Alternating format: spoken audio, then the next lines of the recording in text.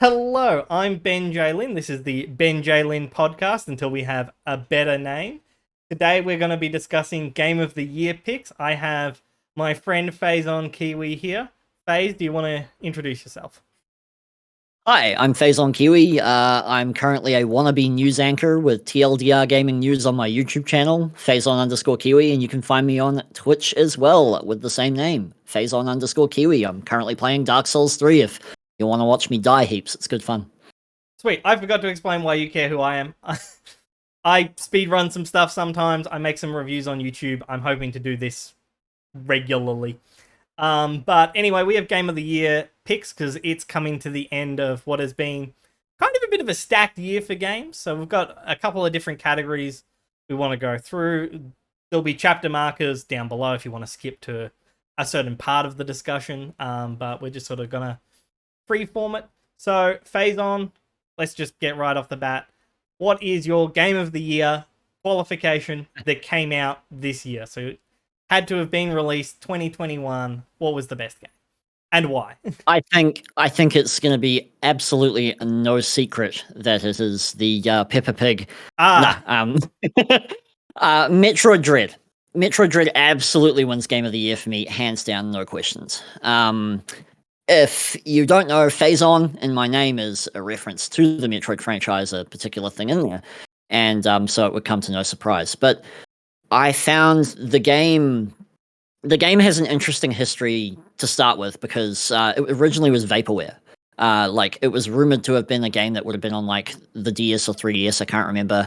It had like an Easter egg in Metroid Prime 3 Corruption with one of the scan logs talking about Project Dread nearing completion and things like that. So it was this rumored and like always off in the shadows kind of thing for the franchise, and fans got unbelievably excited when the words Metroid and then Dread popped onto the screen. I was stunned. I actually had very little to say that moment. That's how much it shocked me.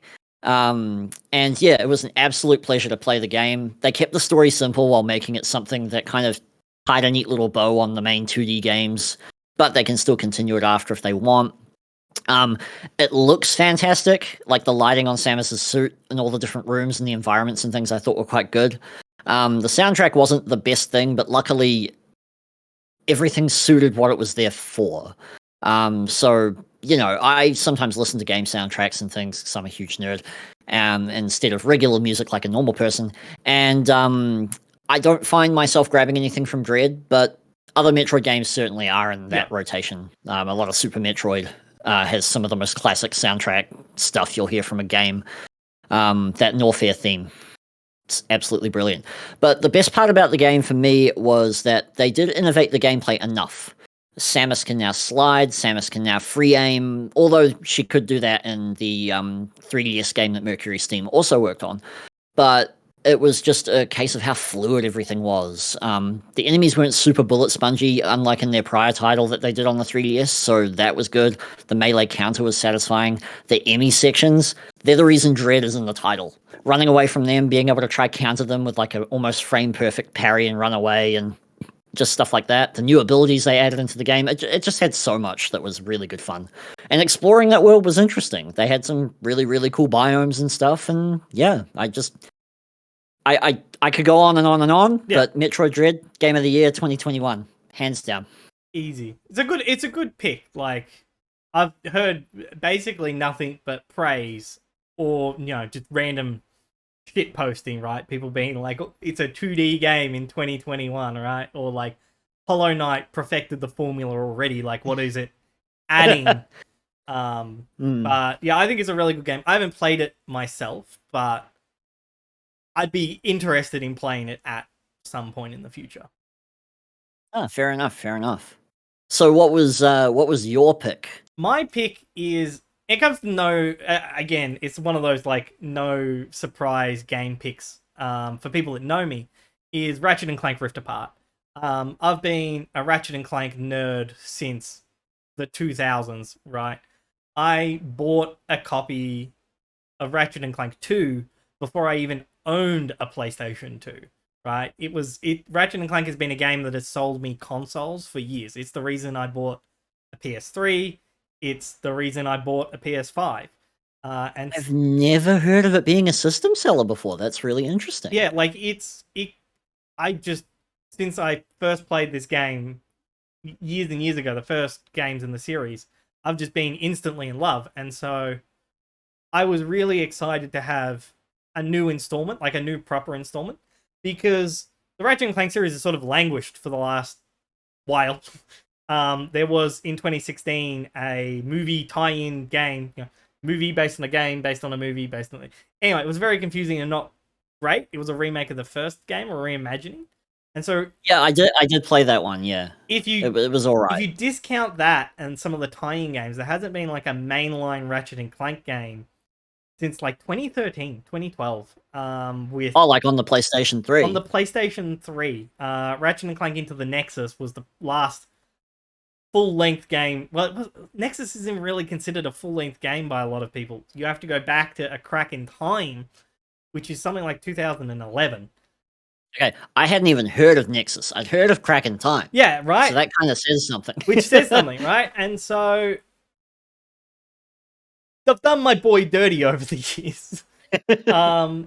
And so to finally, after all this time, have a new game is amazing. And then to have it on such an incredible system like the PlayStation 5 has just been mind blowing. Like, they bigged up in all the marketing material the SSD loading speeds and it being able to do things with like instant planet loading and whatnot. And my development background sort of, my bullshit radar goes off a little bit with some of those claims.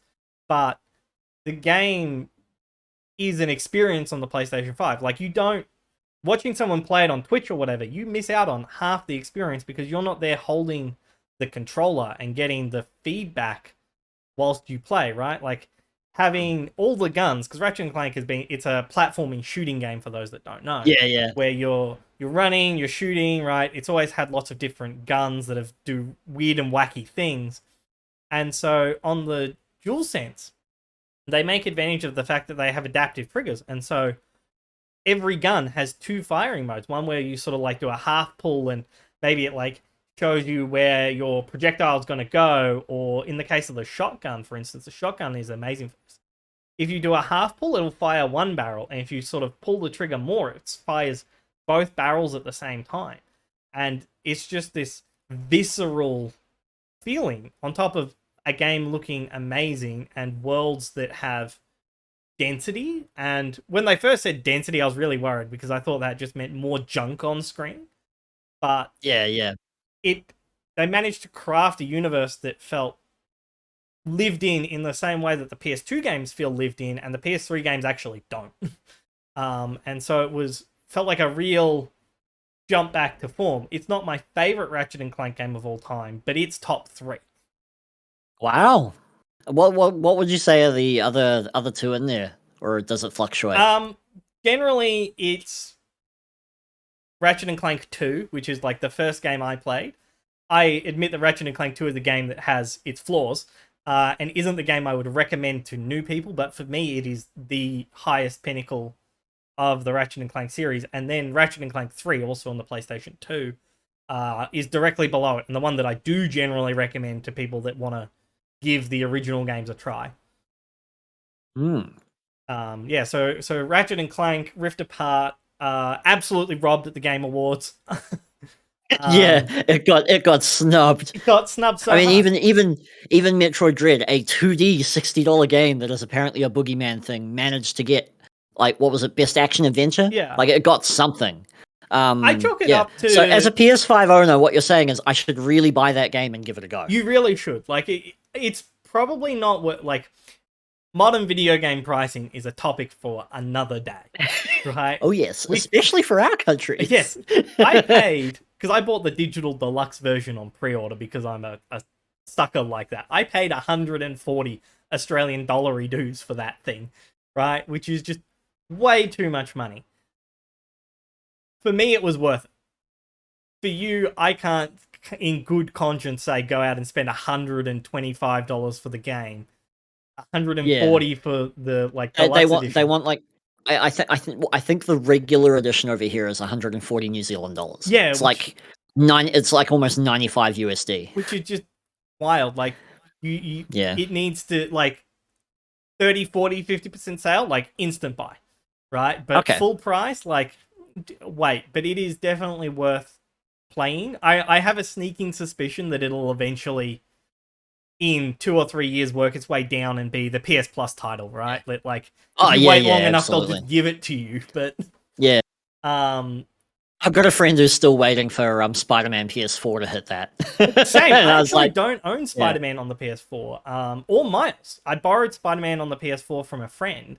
I've been meaning to buy like the Ultimate Edition of Miles to get the Spider-Man good. game to play the DLC of the original game because I haven't played it yet. Good. But it's still so expensive, and I just keep Yeah. being like next time, No, next that's time.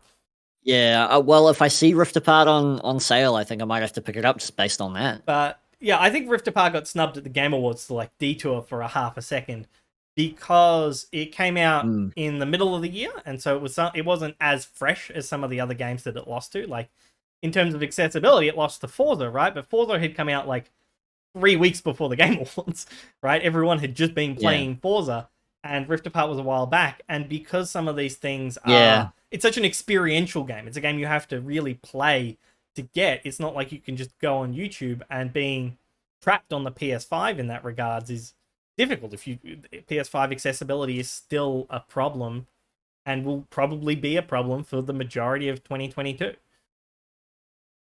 And that unfortunately has to color your opinions on these things. That's a good point. So yes, rolling on though, coming out of Game of the Year, what was the worst game you played this year? What game did you pick up? Go, man, this is trash. So the worst game for me, and this probably will legitimately come as a surprise. Although, like, I know a lot of people didn't. A lot of people were enamored with the concept, but the execution left a lot to be desired. And for me, that was Skatebird, of all things. Okay, I'm not familiar with this game. You're not familiar with Skatebird? No. Okay, so imagine a Tony Hawk's game, and then put a little bird on a tech deck, you know, those little finger skateboards, and like have it doing tricks in like an open world little like office area, like big stages and stuff, and doing little like quests for other little birds and things that want you to do particular things. I know you're about to explain why this is a terrible game, but it sounds really cool. and that's what I was sold on. That's what made it so that's what made it the worst for me is its stages were really lifeless. I mean, I know it was inside like someone's home, you know, bedrooms, offices, things like that, but it was really drab. The physics felt really, really unbalanced. Like you would move off certain things and it would feel not the way it should have. Things wouldn't react the way. The camera kept getting in the way of me enjoying it. Yeah.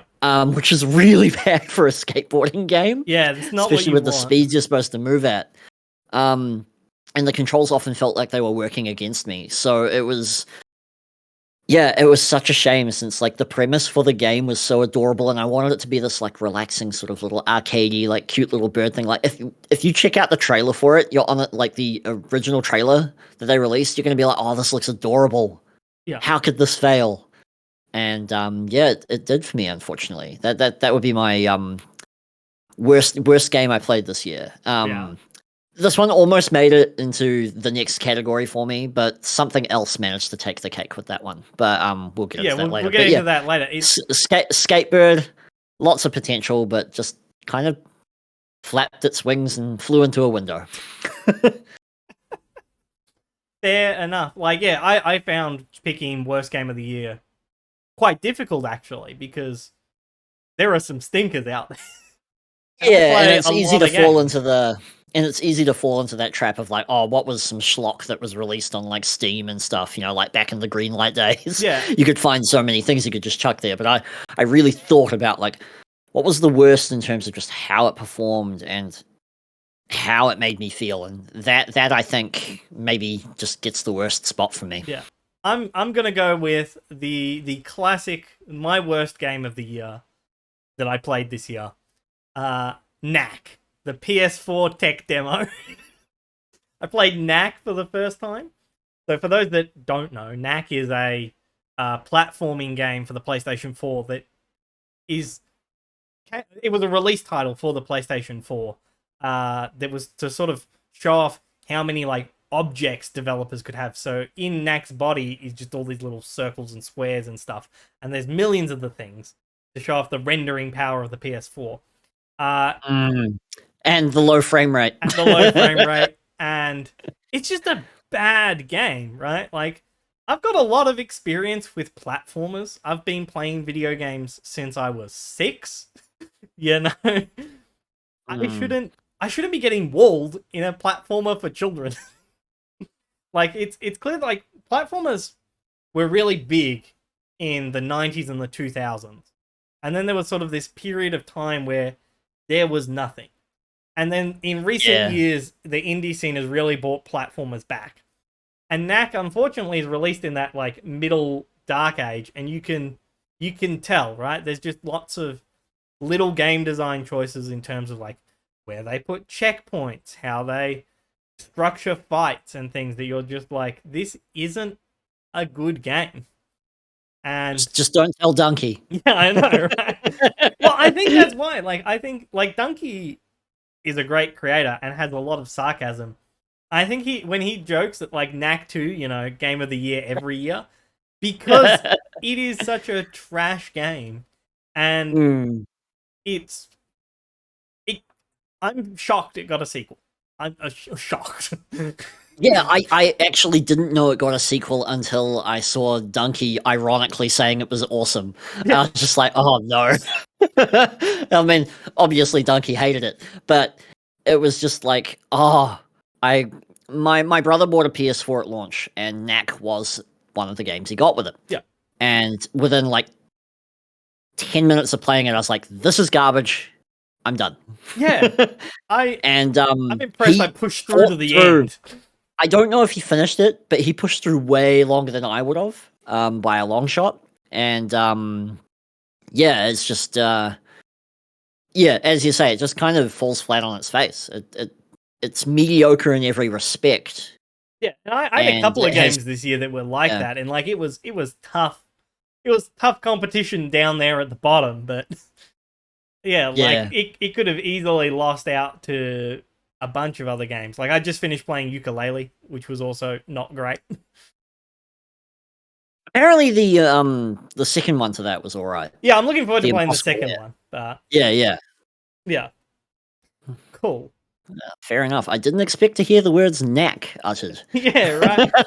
that took me by surprise. And that's the interesting thing about these categories, and not just sitting here and talking about game of the year that was, you know, came out this year, of just saying like, what games did you play? Because I think it is worth appreciating that as time goes by, there's definitely a year shift, right? That like people aren't just playing brand new games as soon as they come out. Like you'd have to be a millionaire to afford to play all the new games as they come out, right? Most people are playing games 2 or 3 or 4 or 5 years later. In fact, the other day calculated, I took all the games I played for the year, and I worked out that I'm playing games on average 6.5 years after their release.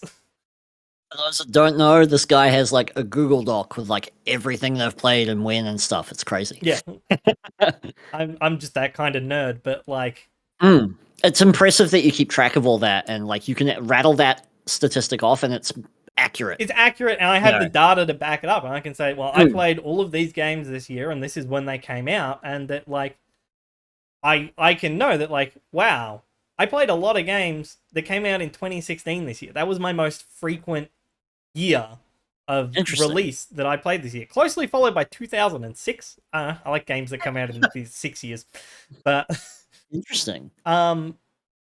It's sort of, if you just are restricting your thinking when talking about game of the year, it's a whole lot less interesting, because a lot of people are like, I played like the same brand new couple of games, and everyone played the same new couple of games, Yeah, and then yeah. you're done. So, covering those categories with like came out this year and played this year and came out this year for like a couple of different things, I think is good. Skateboard did come out this year. Yeah. In fact, 3 of the games, and 2 we've already talked about, that are on my list came out this year. Funnily enough, I only played 3 games that came out this year. They're all bangers. Yeah, I didn't play. Yeah, I didn't play a lot of new releases this year, but it was more than 3, but not by much. Like it's still single digits. Yeah. Yeah, and yeah, it just really goes to show the change in trend, because I reckon you go back to a year like 2016, 2015, people were playing more games when they came out. It was more unusual to be playing games that were 2 or 3 or 4 years old. But again, topics for other. I just like going off on tangents. I'm a free flow, you know. No Let worries. us move on to our next category, a difficult category, a controversial category, a category I blatantly stole from a friend of mine. Most disappointing game of this year. Oh boy. Which is different. Like to categorize, like there are bad games, right? That are bad. But a disappointing game can still be a really good game. It's just that, like, where was your expectation at for, like, this is going to be like the best game ever, and then you were like, ooh, you know? And that's unique to the individual, and we'll explore that when my surprise pick comes out. Okay. So the most disappointing for me, and it happened to come out this year, there's a bit of setup to this, a bit of setup to what built expectation for me, because I saw trailers for it. And I was like, okay, this looks interesting. It's being made by like a AA studio, so it's not gonna quite have that AAA, like, for lack of a better word, shine. Yeah. But it's got potential to be something great. I went to PAX Australia in 2019. I went there to help promote a board game thing and stuff for a friend and stuff. It was a great time. Oh. One of the games that was being showcased there was this game, and that was Biomutant.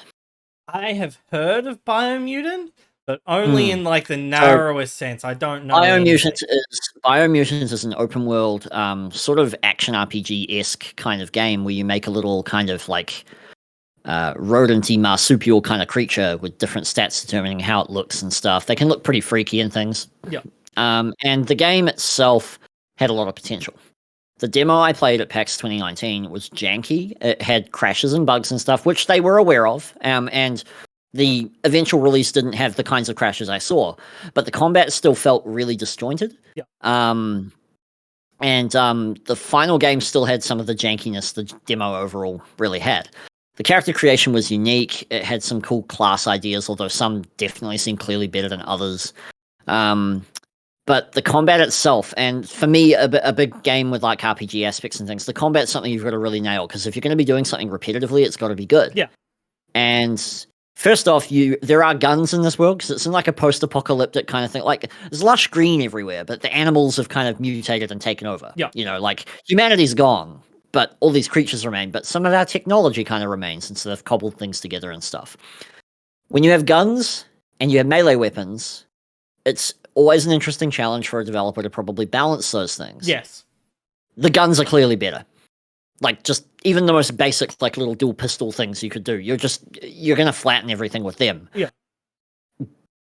But the melee stuff is more interesting to use, but it just doesn't feel rewarding, and that was super disappointing to me.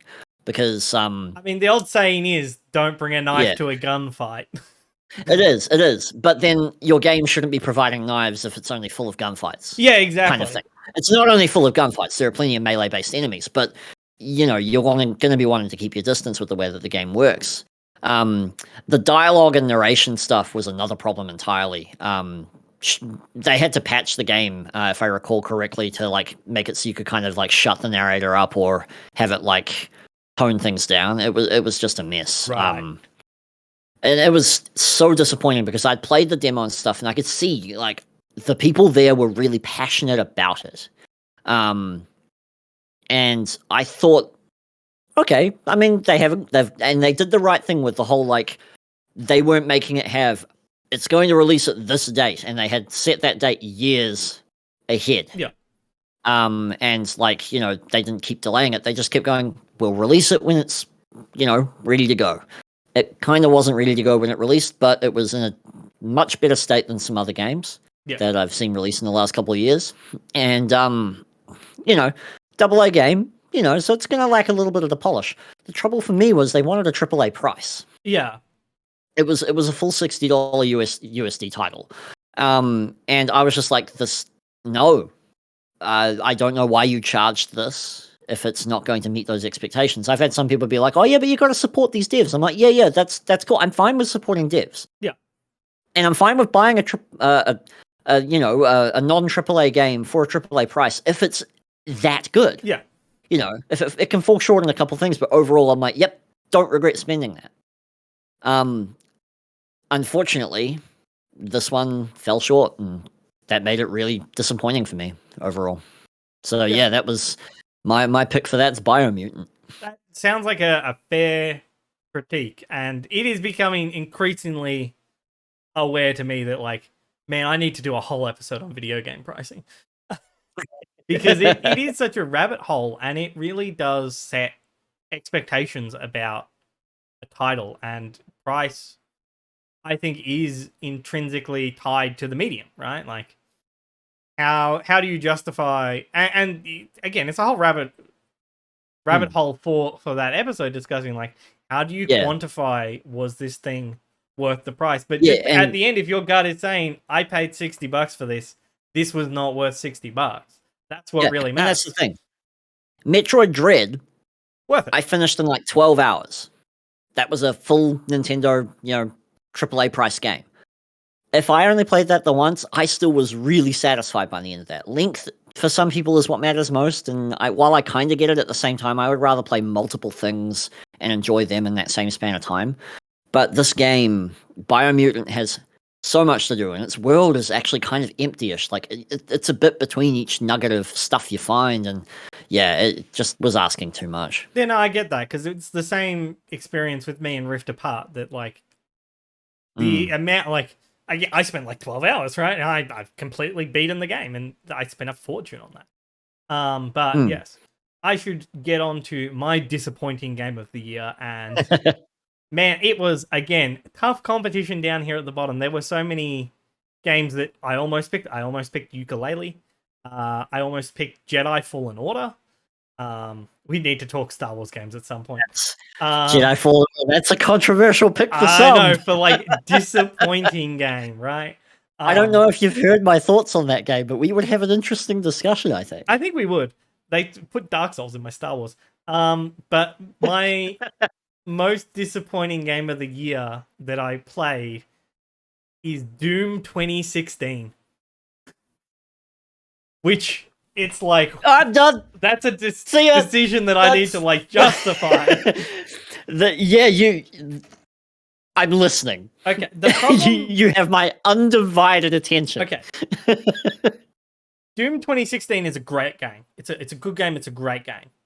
It is not a game for me. And the problem I have is that I've played a lot of platformers. I've played a lot of shit. I've played a lot of everything over the years. But I constantly found myself in Doom struggling against the game, right? Where I wanna use this gun, right? Like, I want to use my heavy repeating rifle. And the game is like, no, we really want you to keep changing weapons. We're not just going to give you ammo for the gun you're using. We're going to give you ammo for these other guns that you're not using, and make you engage in the combat system in a way that you don't want to. And that You're playing it wrong, Ben. Yeah, that's just it. Is that I'm like, Doom wants me to play it a different way to what I want to play it, and we're just butting heads against each other. And I've played a little bit more since when I made this my pick, and I'm slowly warming up to it. But like, my initial gut reaction was, I played the first level of Doom and I put it down for a year, and then I played the first level of Doom again and I put it down for a year, and then I finally said, I'm gonna stop letting Doom beat me. And this year I'm now at like level 7 of 13 levels in the game, and I'm like, I mean, if you're not enjoying it by then, Yeah, then you know you're probably not gonna like the whole thing. And I'm like, well, there's no way I'm playing the follow-up game, but like for me I'm like, this is a good game. It's a well-made game, but like I expected this game to be the greatest game of all time, and I've just not enjoyed it. It's just been a real slog. And that's the same reason why a game like Jedi Fallen Order was nearly my pick, because it was another instance of a game I was really excited to play. I thought, this is right up my alley. And then it came to actually playing it, and I'm like, I'm just grinding against these mechanics. I'm not enjoying these mechanics. I'm putting the game down, and then having to force myself after a week or two to come back and say I want to finish games to play it. And so that's what really puts a game in my like disappointing list. It's like there's lots of hype, and it's just, for me, it didn't live up to it. And that's not saying it's a bad game. I'm not here being like, you shouldn't buy Doom, Yeah, you yeah. shouldn't play Doom, but I'm saying Doom wasn't the game for me. And Disclaimer: these are personal opinions. yeah, Yeah. right. Like, these are games I played this year and how I feel about them. Okay. The soundtrack, though. It's a good soundtrack. Okay, cool. All right, all is forgiven. If you can agree on that point, like, yeah, like, It also even feels if you're very not floaty. into, yeah, even if you're not into, like the game itself, or even that genre of music, like, I'm not a huge like heavy metal guy. Like, I'll listen to a bit, Yeah. but I was like, this is good. Yeah. I'm really enjoying this. I haven't played Doom Eternal yet, but I'm sure I liked 2016 enough. It certainly wasn't a knock my socks off game, but I enjoyed it. I played through the whole thing. I was like, yeah, this felt pretty good overall. Yeah. But I'm interested to see how like Eternal, because it seems like it's done some different stuff, kind of, from what I can tell. But yeah, Friend who really liked Doom 2016 was telling me, Ben, you should play this game, but then played Doom Eternal, and his take on Doom Eternal was that he didn't enjoy Doom Eternal because he's like, this makes me engage with elements of the combat system that I didn't like about Doom even more. And so I'm no. like, I didn't like Doom 2016 because I didn't like the combat system. There's no way. But No, that's fair. That's fair. I can respect your reasoning, because it did force me to change weapons a lot. But I'm that kind of guy where I'm like, okay, cool, change gun. I can still blow a thing's face off. I'm happy. I'm not Yeah. picky, and I'm certainly, I'm not a big first person like shooter game player. Like, I'll play the odd thing for like a cool campaign and stuff. I've been jumping on Halo Infinite's multiplayer with my brother and some friends and stuff, and we've been having a bit of fun with that. Yeah. I'm by no means like the best at that sort of thing, but I can enjoy it at a base level, but it's not my genre. Like, Yeah. there are things I prefer above it. Doom 2016 for me was enjoyable enough, but it wouldn't have hit any of my like greatest hits. Yeah. Okay. Yeah. Fair. So, but I'm also not a like snipery kind of like really accurate shooter. I'm a spray and pray kind of guy. So when it comes to like a game, a machine gun and shotguns and rocket launchers and things, I'm like, yeah, I can do this. But whenever it threw me precision weaponry, I was like, no, I'm gonna go back to the other stuff. Yeah. Well, it's like the last 10 years of game design has taught me to stand behind cover, pop up, go pew pew, Yeah. and then pop down. Or I'm playing a game like Ratchet and Clank, where I'm still like, and Ratchet and Clank is an interesting contrast because they're similar on the surface, right? They're like they're not cover, right? Neither of them are cover-based shooters. Both have lots of weapons that they're trying to encourage you to switch between. And I'd sit down and play Ratchet and Clank. I play a game like Rift Apart, and I'm constantly swapping weapons. And I'm like eager to get new weapons and swap to them. But I don't know, like when I play Doom, I'm like, I don't enjoy this feeling of swapping weapons. I don't like how much damage I'm taking, the fact that I'm having to feel like I constantly have to do glory kills to get my health back. Whereas I'd prefer to just not get hit in the first place. Because there's shots coming from 20 different directions. And that's fair. I mean, I like visceral gameplay in some games. I like getting up close and personal with opponents and things. Like, I'm a big fighting game player. Yeah. Like, as something I have fun with. So like glory kills, I was like, you've put fighting game in my Doom, and I'm okay with it. But I can see how that could definitely it fits the game really well. It just doesn't work for me. So I'm like, it's a disappointing game. It's a great game. It's a good game. It's a great game. Like, at the time, it won a lot of praise and it was well deserved. But yeah. No, fair enough. Fair enough. Fair enough. Okay. Final category of our Game of the Year picks. Game of the Year that you played this year. It didn't have to come out this year, but Game of the Year that you played this year. And this can... Okay. I should have prefaced this before I sing the list. You are allowed to pick the same game as Game of the Year. It doesn't have to be a separate pick, but you do have to be able to justify it. Yeah, exactly. So coming from something where we talked about a first-person shooter and me saying that's not really my thing, I actually reviewed this game for my channel, and it's Ghost Runner. I'd heard the speed run and heard really good things. So I'd heard mixed things from some people, but I think some people went in expecting a cyberpunky shooty kind of action game, and this is more of a precision, like get your run correct. Kind of think, what if? Trying to think of the name of the little guy. What if Super Meat Boy, but Cyber Ninja first person? Yeah, and then you've got this perfect like combination of like having to dash through things, avoid fire, slice people in half, move on, get to the next thing and stuff. And the level design, while the verisimilitude of the actual levels themselves is another discussion entirely, the actual design of the levels and how fun they were to get around was just amazing. I hadn't had this much fun in a first-person game in a long time. And the fact that it was this studio I'd never heard of, and a game I hadn't heard of until I just saw it on sale at one point. And I was like, "What's this?" Clicked on. I was like, "You know what? I've got a new computer I've built. You know, I've got my 3070 Ti. I've got a decent amount of RAM and stuff. Moving up from a machine where I had a GTX 960 and 8 gigs of RAM to my name. I was like, okay, let's grab something. It came out in the last couple of years, but let's grab something kind of new. I want to put this through its paces." And aside from it having some issues with DirectX 12, so I switched back to 11. The ray tracing was really nice, but did bring the performance down because it wasn't very well optimized for that part. But DirectX 11, it was really good. Fluid play. I don't think you could play this with a controller because it requires very quick aim and movement. You can slow down time while dashing and stuff, and then adjust your like position midair, which was so cool, dodging past shots and striking in and things.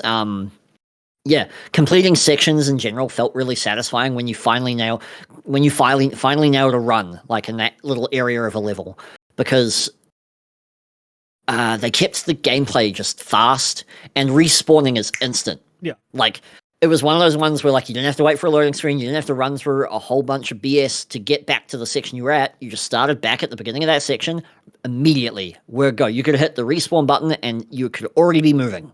Man, I really appreciated that. PS2 platformers lately, and some of them you fall, and then you're sitting through, like, 3 or 4 lines of repeated dialogue, and you're like, I just stop. Game, please. Yeah. Like, respawning infinitely, it like instantly is a feature. So the game had a predictable story, but it told it reasonably well, but it also told it while never slowing you down, pretty much. It was voiceover stuff from people communicating with you and stuff like that, and it was really well done. And yeah, like the controls just felt intuitive. The story worked well enough to keep me wanting to go. It has really cool modes outside of the main game, like a wave-based kind of mode where you've got in between waves, you're picking new cards. There's no card system in the main game, but you're picking cards that affect your abilities and stuff in interesting ways. And then you face the next wave of enemies, and it keeps getting harder and harder. And it has like a time attack kind of like... You ever play like Crash Team Racing, and it has like those time attack ones where you got to hit the boxes? It's got that similar thing where you're trying to get to the end of a time attack thing while grabbing the time and taking out enemies and stuff. And it was just so fun to play, so fluid, and I just had a lot of fun. As a Cyber Ninja, if you're looking for a game, first-person cyberpunk style ninja action game, go for it. Yeah. The final boss is a Dr. Octavius wannabe, but she was really cool. I quite liked the character design. She's in the intro of the game, so that's not a spoiler. Yeah, no, it's a really good pick of a game. I haven't played it myself, but I've seen speedruns of this game, and it's such an elegant looking game. Just the fluidity of the movement, of the combat, of the way everything clicks together. I died hundreds of times. I died over 200 times in one level. And I still had a blast. yeah, and that's such a huge thing, right? Like not wanting to just throw your controller out the window, even though mouse and keyboard in this instance, but like dying 200 times and not getting like the rage is such a. Well, I'm not gonna lie, I had some frustrated moments, but I'd always be like, okay, well, I clearly need to approach this differently, and so you'd look around and try to figure it out. Yeah. And that solving the puzzle was such a cool element, and then putting that puzzle solving into practice with the actual movement and stuff. It was a treat. It's actually got an expansion coming like sometime next year, which is interesting because I was just like, oh, okay, well, I'm probably gonna buy that then. I wouldn't mind jumping into that universe again for like another 5 hours. That'd be really cool. Yeah, and your experience of like not knowing the studio, not real, like just being like, oh, yeah, I'll pick this up on the lark, feels really reminiscent to me of something that I miss, which is I miss the experience of being a child, right, and going to like the game store with your birthday or Christmas money and not having any idea what anything was, what was a good game, what was a bad game, and you go up to like the big bins of like the PS2 games and you just flick through them and you're like, this looks cool. And you buy it, and maybe it's utter trash, and maybe it's the best thing you've ever played, and that the experience of exploration and joy of just playing a new game from a studio that you don't know if it's going to be good, and then discovering that this is good. Yeah, I'm going to be keeping an eye on what they get up to in future. In fact, give me a second. I'll double check so I can say the studio name, because they deserve to have that shouted out. The developer was One More Level, 3D Realms was involved, and Slipgate Studios, so 3 Collective under 505 Games, the publisher. Okay. But yeah, Ghost Runner, definitely worth checking out if you haven't. Cool. Good pick. So my pick for Game of the Year that I played this year, I've been raving about it to everyone that'll listen to me. Gravity Rush. Another. You did mention this at one point. Yeah. And it's really hard to quantify because I've played a lot of good games this year, right? Like obviously I played Rift Apart, loved it. I played Persona 5 Strikers, loved it. But Gravity Rush is a game that 3 months later, I still, like in the pit of my stomach, just felt like this giddy joy thinking about it, right? Like it was just a game that it wasn't really anything particularly amazing, right? Like the mechanics were, it's a game where you control gravity. It originally came out on the PSP. It got re-released on the PS4 because who owns a PSP? Or was it a Vita game? Either way. Yeah, you control gravity, right? Like you just flick the stick and gravity's now the roof is now the ground and the ground is now the roof. And left and right, and you just fall. And like that's the primary movement mechanic is falling. And it's well built, is well mechanically built. The combat is good, but nothing like blow your socks off to write home. The story is fine, mediocre, but just the way it all clicks together, I just had so much fun and joy playing this game, and the artistic style really like adds to it. It feels like you're playing through an anime. The sound design is really good.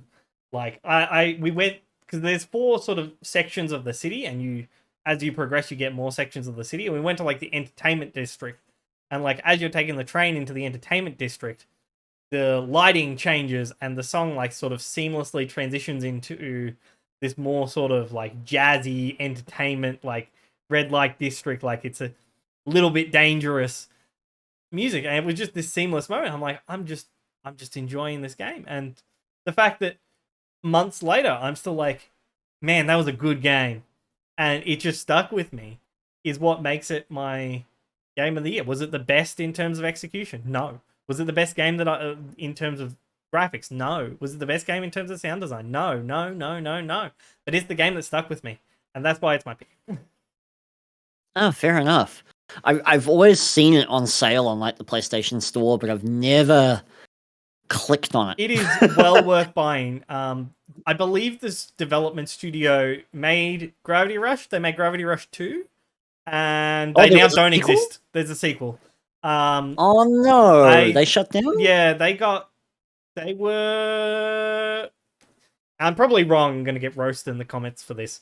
But they were Sony's Japanese studio, and they've been replaced in the Sony lineup with the guys who made Astro's Playroom.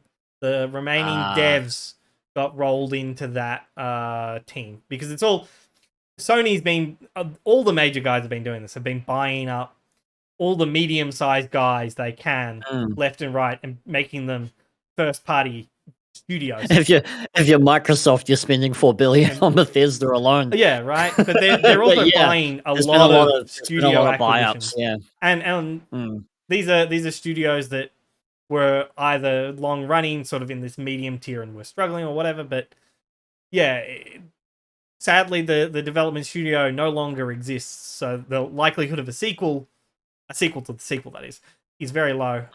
But I'm super hyped to play Gravity Rush 2 at some point. Hopefully it doesn't end on a cliffhanger. Yeah, hopefully. I've deliberately waited to play it because if I really enjoy a game, I don't want to instantly rush into the next thing. It's like if you're eating like good food, like sometimes you just want to savor it for a while. And so I try not to play games in franchises immediately after each other. I like to have a bit of a break between them. Unless it's like massive and you're trying to get through it to catch up or something for a new release or I've played something through like it that. before. But I'm kind of the same. In fact, sometimes I have this bad habit of being like, yeah, but if I play a bit more of this game, I'm going to finish it. Then what do I play? Yeah. But eventually you've got to just do it. And yeah. Okay, well, I'm definitely going to check that one out, I think. Yeah, it's like... It sounds interesting. I go around to anyone that'll listen and be like, you have to play this game. Like, no one's played this game. Please play this game. And, because, yeah, I like games where it's a bit of an experience, really, where it's something that you just have to sort of feel for yourself. But that's it for our picks of Game of the Year. But looking forward, 2022, new year, new me. What game are you looking forward to in the coming years? You don't have to lock yourself just to 2022. I realize that my pick, I don't actually know when it's coming out. So, I'm going to cheat. I've got two. Elden Ring. Elden Ring, yeah, okay, we'll get that one out of the way then. Yeah, Elden Ring, definitely. So I do like From Software's games. I'm awful at them. Yeah. But I did just beat a pretty hard boss in Dark Souls 3 tonight, so feeling pretty good about that. But and it's my first playthrough of it. But I have played each of the From Software games except for Sekiro. I've even played Metal Wolf Chaos, which is amazing, and I recommend everyone give that a go. Is that the one where they're mechs? It's the mech thing, and you're playing that. the president of the United States. It's such a good game. It's so good. It's so stupid. I love it. But yeah, Elden Ring. I'm interested to see From Software's take on an open world formula. Now, I'm not the biggest guy for open world games to a degree. They've got to be. I would rather have a small area with a lot of depth than have a big open space with not much in it. So I'm interested to see what From Software can do because they've been very good at making interconnected but linear worlds. Yeah. You have a couple pathways you can take, but they're not big open stretches. And I'm just curious to see what they can do with that. The amount of different abilities and like kinds of magic and stuff we've seen from the initial gameplay and whatnot have looked really cool. So yeah, I'm just curious to see what they've got to go on. Oh, and Alexander the Pot is the coolest NPC I've seen in any Souls game so far. I love the name. Yeah. I can't remember what the full name was. But like he's this pot with arms and legs, and I'm like, I love him. I love him already. I've only had him for 5 seconds, and if anything happens to him, I'll kill everyone in this room and then myself. Yeah. The other game is it was announced for the PlayStation 5, and I think it was one of the lineup games that they were like showing before the PS5 was out, if I recall correctly. Stray. Oh, I'm very interested in Stray. Yeah, so Stray, it's looking like a kind of 3D platformy kind of thing, but I'm interested to see what this cat's doing in this world full of androids and robots and stuff. And yeah, just the premise alone. Plus, I I like cats. Fair. So I'm curious to see what that'll do. Plus, that game was half the reason that my lovely fiance allowed us to get a PlayStation 5. Right. I have Stray, like, it's on my PlayStation wish list, like, just sitting there waiting to go. I'd forgotten that it was coming. I might have picked it. I'm also, like, super hyped for Elden Ring. Like, I've not played any of the From Software games because they've not really seemed like my jam. I was really interested in Sekiro, but I have a list of 500 games that I own, Yeah. that I paid money for, that I still haven't gotten around to playing, and so it's a high bar to get onto that list at this point. My Steam backlog is a wall of shame. Yeah, it But is. in my defense, a good chunk of them came from Humble Bundles back when you redeemed them. Same. You redeemed the entire bundle. You had to get everything attached to your account. Yeah. So a good probably 400 games came from that alone. That PS yeah. Plus game, just redeeming them wildly over the years, like there's a backlog. But yeah, I'm really interested in Sekiro. It's not my pick. I was thinking about making it my pick, but I'm like, I'm not that interested. The game that I am most excited by is the KOTOR remake. Ooh. Now, we know, like, nothing about this game. Yeah, it's like, we know it exists. I think the rumors are 2024 or something ridiculous. Oh man, Knights of the Old Republic, the classic, is so good. Classic game. It came. The announcement came at either exactly the right time or exactly the wrong time, because I was like days away from starting a replay of KOTOR, and then they announced it, and I'm like, oh, I better wait. And so I haven't started that playthrough yet. I'm curious as to whether or not we'll see the same game mechanically, or if they're going to update it, if they're going to make it more of an action RPG, or if they're going to still go with a turn-based-esque kind of thing with pause or something in between. I would love it if they took a page from Final Fantasy VII Remake's book and made the combat like that, and I know that's going to piss some people off. Yeah, I don't know how to feel, right? Because I've experienced, like, over the years, there's been a lot of different attempts at doing this kind of stuff, and the games I enjoy the most are when it is like, we really did just port the game. But yeah, I started playing literally 2 days ago. I started playing the Mass Effect remakes, and I'm like the biggest Mass Effect. I did buy them. I'm at the end of 2. Right. Yeah. I think I had a drop there for a second. Yeah, so I'm playing Mass Effect 1, and I'm the biggest Mass Effect 1 simp in the world. I'm probably the only person you'll ever find that thought Mass Effect 1 combat was good. Yeah, right. It wasn't terrible, is the best you'll get out of me. Yeah, right. I could talk about Mass Effect for hours, and I probably should one day. But, like... Absolutely. I'm playing the remake, and it's Mass Effect 1, but they have made changes, particularly to the combat. And even here, as like the biggest Mass Effect 1 defender ever, I'm like, nah, they made some good changes. These are warranted. Like, there's a couple of things that I'm like, maybe I wouldn't have quite done that. Some of this lighting's a little bit off, but overall, I'm like, this is like the gold standard of, we took something and we moved it forward. Because I played Mass Effect 1 on the PS3 this year, actually. I finally got the Platinum Trophy in Mass Effect 1. I did my Insanity playthrough.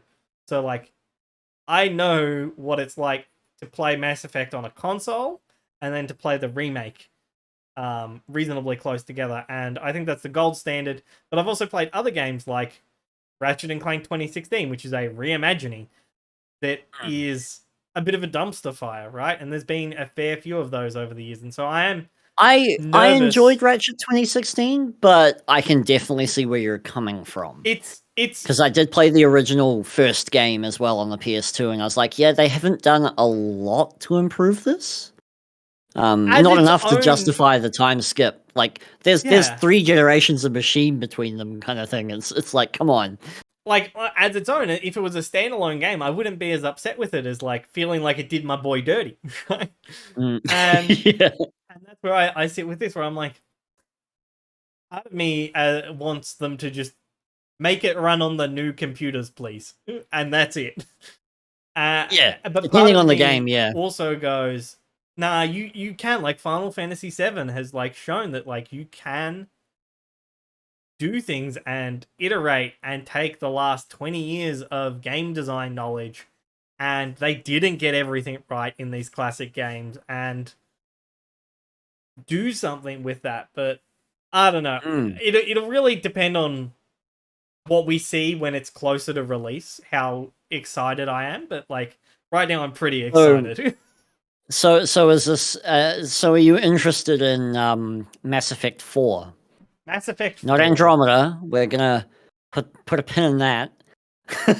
But the whole Mass Effect will continue. The poster with a crater on it that I think is aptly summarizing the dumpster fire that game's probably going to be. I'm not excited for Mass Effect 4 in the same way that I'm not excited for like whatever the new Marvel movie.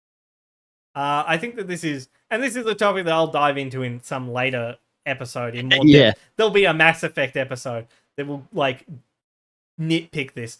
But the problem with a lot of like modern storytelling is setup and payoff, right? Like, Yep. I really love the original Mass Effect game because it is a slow burn. It took me 4 hours to get off the Citadel because I was reading logs and Yeah. talking to everyone, and there's so much lore and universe that is built upon.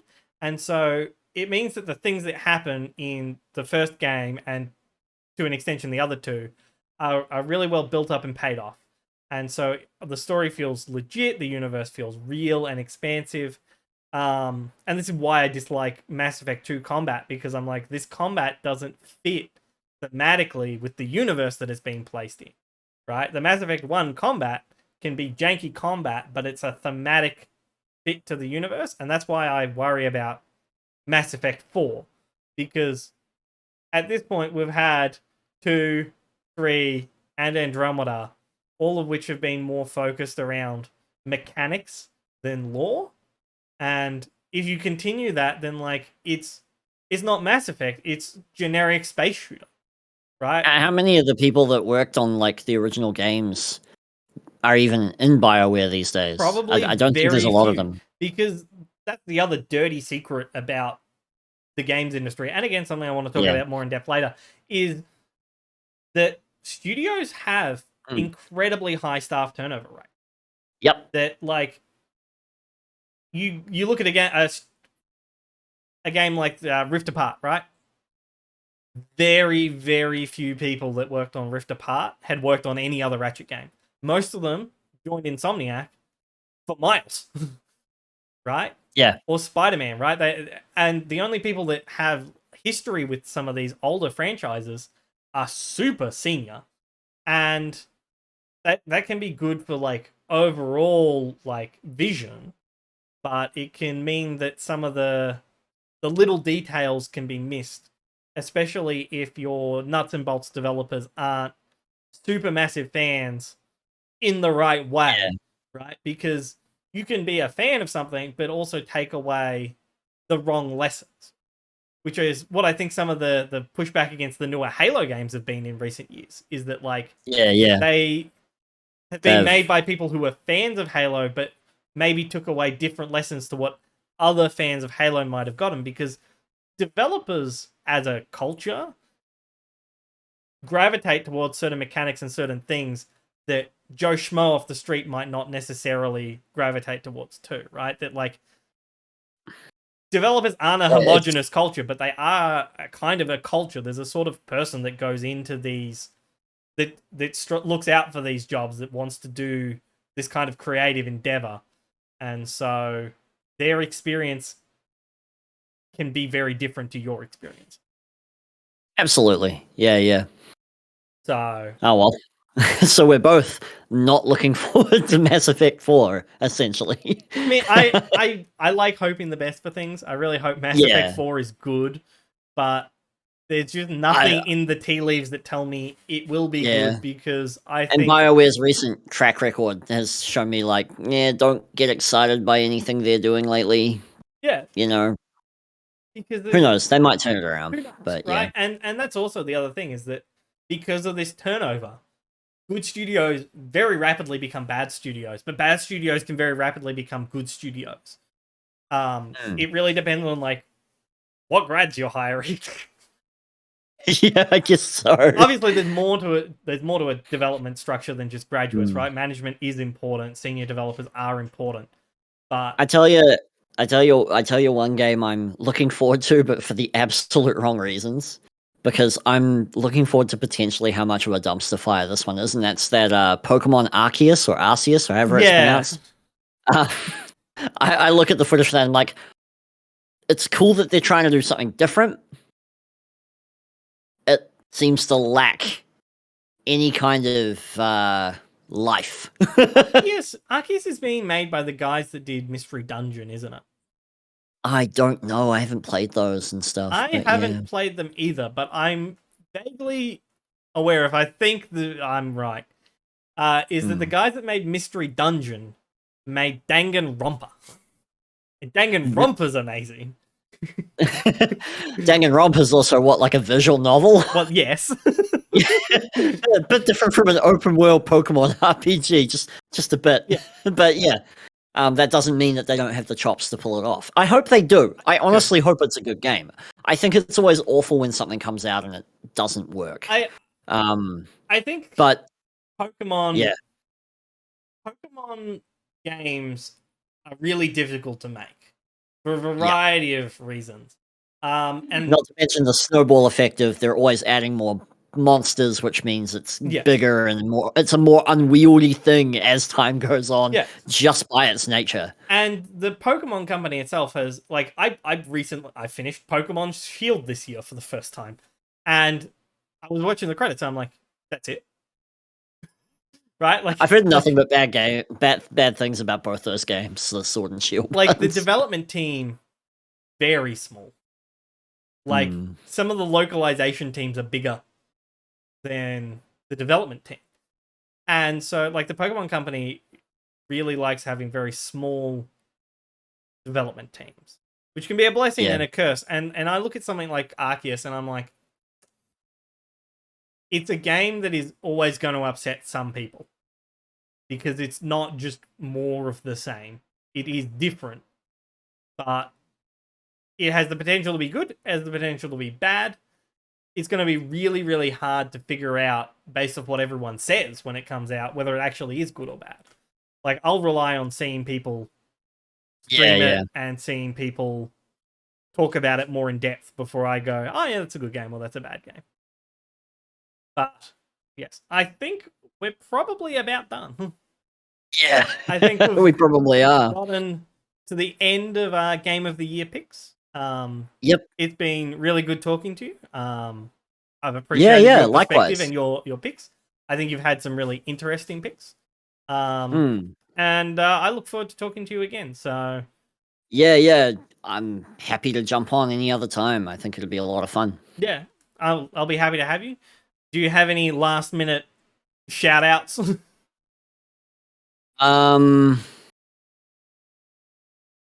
Oh gosh, I'm new to this. Words of wisdom. I guess.